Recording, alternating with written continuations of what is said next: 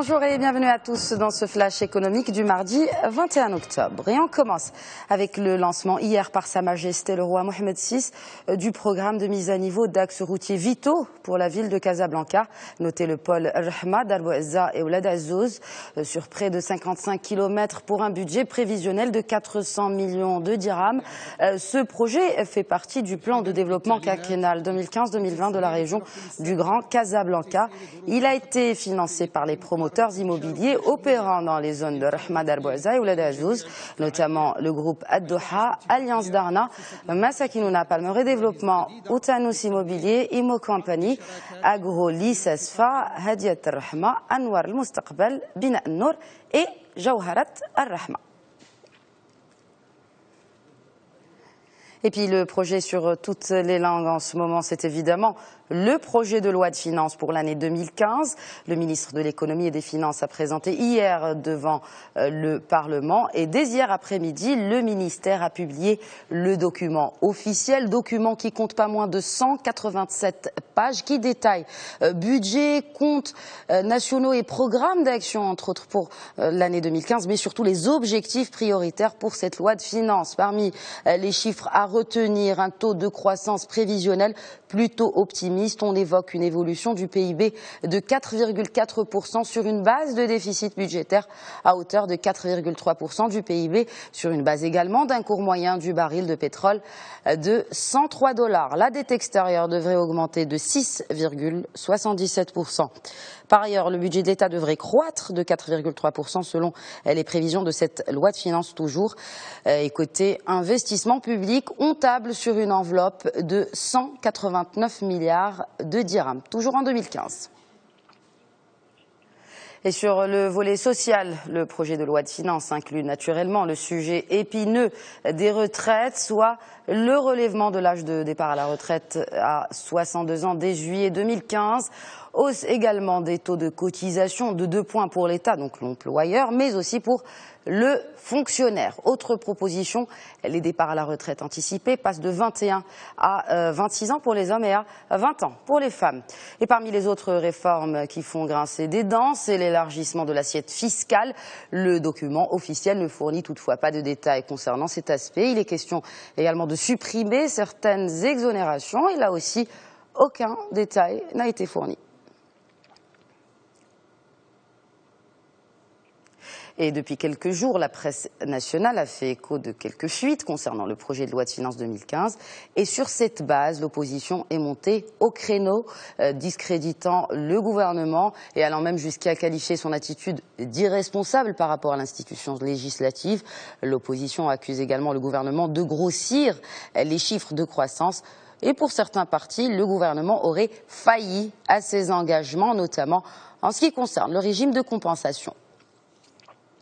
Solaire, la première centrale thermo-solaire du parc de Ouarzazate verra le jour en 2015. L'annonce a été faite par le président du directoire de l'Agence nationale de l'énergie solaire Mazen, baptisée Nour 1. Cette centrale a coûté 7 milliards d'euros. Et pour les prochaines stations, à savoir Nour 2 et Nour 3, la construction commencera l'an prochain. Mostafa Bakouri affirme que l'avancée des projets du parc Ouarzazate avance de manière satisfaisante. Malgré des résultats en baisse pour le Sénégal, en l'occurrence la croissance économique de l'Union économique et monétaire ouest-africaine, l'UEMOA, qui compte donc le Sénégal, eh bien cette union, elle se porte bien. Les principaux secteurs maintiennent un trend haussier. Constat réalisé par la Banque centrale des États de cette région. L'indice de production industrielle a progressé de 7% par rapport à l'an dernier et le chiffre d'affaires du commerce a pour sa part cru de 4% sur la même période, indique l'institution financière. En Afrique toujours, un fonds d'1,5 milliard de dollars dédié à l'immobilier est en cours de conception. En effet, la banque sud-africaine First Rand Bank prévoit de lever ce montant auprès de banques privées suisses ainsi que d'autres investisseurs. Ce n'est pas une première pour l'institution. Son premier fonds du genre a été investi au Ghana et au Nigeria. Et le prochain, donc celui-là, sera dédié au deuxième producteur d'or noir en Afrique, l'Angola. Et l'Afrique invitée d'honneur au Salon international de l'agroalimentaire à Paris. La capitale française se transforme en capitale mondiale de l'agroalimentaire. Et cette édition est spéciale car elle célèbre les 50 ans de l'événement. 6500 exposants d'une centaine de pays sont présents.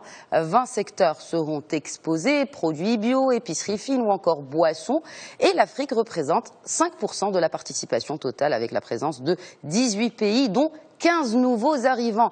Le Maroc, en revanche, n'en est pas à sa première participation. Il fait d'ailleurs partie du top 10 des pavillons internationaux du salon.